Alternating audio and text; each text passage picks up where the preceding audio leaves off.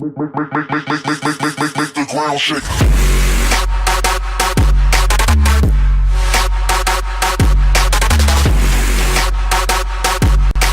Welcome, Clashers, to another video from our Adult Anarchy Clash of Clans YouTube channel. Firebird here, and I'm going to bring you a war recap today. A recap of our recent war against Galaxy Army, in which you can see that we actually won this war by a fairly sizable margin, and we had a number of great 3-star attacks in this war. So I wanted to just bring you a few videos of some of our attacks on this base, on their bases. As you can see, we actually 3-starred many of their bases throughout their entire clan. We 3-starred their Town Hall 8s and Town Hall 9s rather early. You can see there's only one Town Hall 9 in here that actually didn't get 3-starred. We 3-starred actually one of their Town Hall 10 bases, in which I'm going to go through that replay here first. This was actually an attack by me with my Town Hall 10 base, in which I used a Mass Witch or a Hocus Pocus attack on this base. Using a couple wall breakers to break in the two corners on the southeastern side of the base, then using a Hog Rider to draw the clan castle troops, as they had dragons and loons in every one of their clan castles. Just to recap with you, that it is a bad idea to use the same clan castle troops in every one of your bases, clan castles, because it's very easy to predict and plan how to deal with those clan castle troops.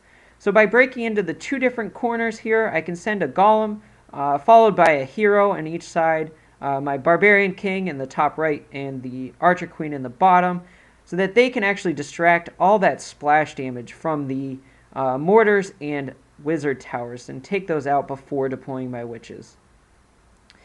Then I actually use about 6 wizards followed by 14, yes, that's 14 witches to break into this base, using jump spells for those witches to get in, going at that multi-inferno.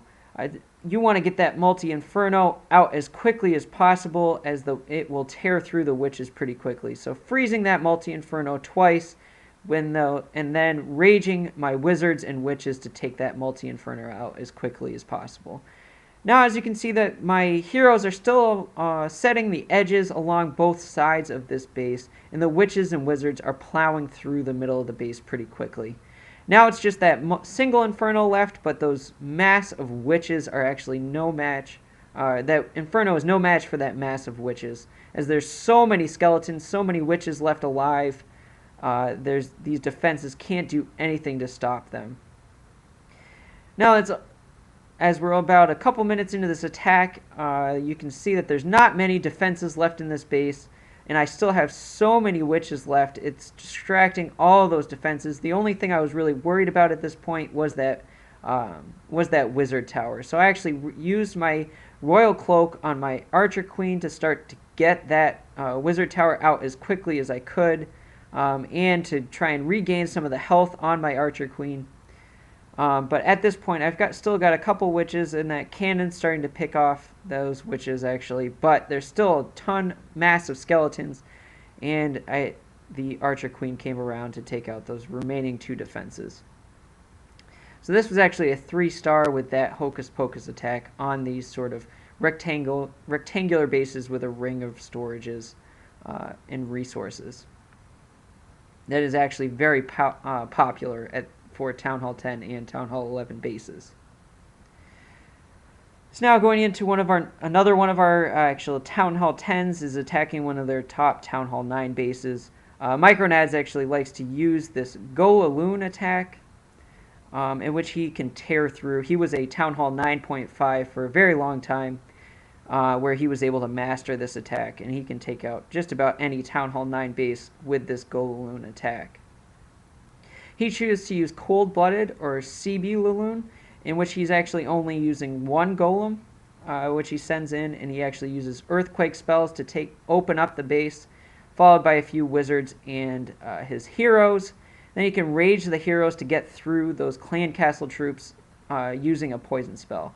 So with this attack, he's trying to take out that Archer Queen, the clan castle troops, and as many air defense as possible. And because of the where his Archer Queen was located, he chose to use only one golem for this particular attack. Then sending in 2 of his hounds, followed by his loons, and as a Town Hall 10 attacking a Town Hall 9, he can carry so many haste spells that those loons are actually almost always in a haste spell, so they're going through this base really quickly. Then as they get through those top 2 air defense, he sends in his last hound, followed by a couple of loons to take out that bottom archer tower at the south part of the base. And you can see there's so many pups and so many loons alive. I'm just going to speed up this replay because there's no defenses left only after like a minute or a minute and a half into this attack. He can just plow through these Town Hall 9 bases pretty quickly, and he drops a couple of archers and wizards to sort of clean up the outside, speed up the rest of this attack at the end, and take out those garbage buildings on the outside of the base. Now with that, I'm going to move on to a couple of other attacks, moving on to some of the Town Hall 9 attacks. We had so many good Town Hall 9 attacks in this war, I had a hard time choosing which ones to show you, but I think I'm going to choose Max attack here on a Town Hall 9. It's a little bit of a different take on a very sort of popular forum base. This base is called, or the popular version is the Four Corners base, in which you see all the defenses and stuff are outside of the walls, and there's not really much other than the heroes and expos within the walls of this base. So this is a type of attack that you can use to take out this sort of Four Corners base, or in this case it's a modified Four Corners base, in which he uses a go wee wee, or a simple go wee wee attack. The main point in this attack that I want to stress is that you have to be very patient, and what he does is actually splits his attack in 2. He starts at the corner and then lets the witches and wizards and golems spread on either side of the base. So it's a couple of witches and golems followed by a few wizards on each side of the base as they sort of take them out, all those defenses as it moves around the base. The defenses are so spread out on this base that 1 or 2 golems on each side is sufficient to tank for those witches. And you can plow around the outside of these bases without using any of his spells. And you'll see then he starts to drop a golem and his a couple of heroes on the left-hand side of this base as he continues to work around. And he's taken out most of the defenses on this base without using any of his spells so far. Now as he gets to this bottom right-hand part of the base, that's where he needs to then start to break into the base, and he actually drops his first spell as a heal spell here to try and keep his heroes and as many of those wizards alive as he can. Then dropping some wall breakers, which he ended up losing a couple of them, so that he actually wasn't able to place the jump spell where he originally intended to, which was to get all the way to the town hall. He'll actually have to use his jump spell a little bit early, but it doesn't end up mattering for the most part. Actually had to use his Royal Cloak a little bit early just because his Archer Queen started to get targeted, but he has so many spells left, his heal spell and actually a rage here, that he's able to keep his heroes alive, as well as a couple of his witches, to take out the remaining couple of defenses that's here on the interior of this base. As you can see, this is a very, what used to be a pretty popular base. You still see it around a couple of times. There's not really much to it, but it does happen to cause people to get a simple 1-star because it's so hard to funnel your troops towards the town hall of this base. If you end up using your spells too early, you can't actually get to and defeat that town hall. But as long as you're patient, you can actually get through and defeat the few defenses that are around that town hall. So I applaud Mac with his patience on that base. So now we had a number of different go-ho attacks, which I'm going to have as a focus of a future war video. So like the attack here by Great One and then on 12 by BFD were both go-ho attacks. But I want to bring your attention to this attack by Arball. He actually loves to use Valkyries, or Valks. And in this attack, he's using a Govaho. So golems, valks, and hog riders. So actually with this attack, you can see there's not very good giant bomb placements, so he can actually, while he draws the clan castle, set off one of those giant bombs. He probably could have taken out a couple of more of the giant bombs, but it didn't really matter in this case. So what a great funnel that he uses here. He's only using a 1 max golem from his clan castle, and then I think it was 13 or 14 Valkyries, or Valks, that he's going to send in from the north part of this base. He had a great funnel here so that all those Valks are the one of the main troops that have a hard time with, many people have a hard time funneling into the core of this base.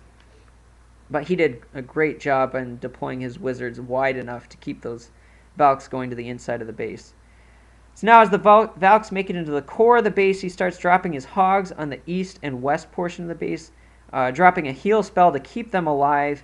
And as there were no double giant bombs, healing those hogs, they stay alive throughout the majority of the attack. So he's got so many hogs and so many Valks that he then uses a second jump spell to get into the south part of this base. There's only a couple of defenses left here. A giant bomb actually ends up taking out most of his hogs, but there's so many Valks in his wizards left that it doesn't really matter. There's just clean up here at the rest of this raid. So I'll speed up the replay a little bit. He did save a couple of minions and a couple of archers. I think there's some goblins in there that he uses to clean up the exterior trash buildings on this base. So with that, now I'm going to move on to, I think, I'll show a couple of the Town Hall 8 attacks, as we had a number of Town Hall 8 attacks that were actually great. Jax had a holo attack.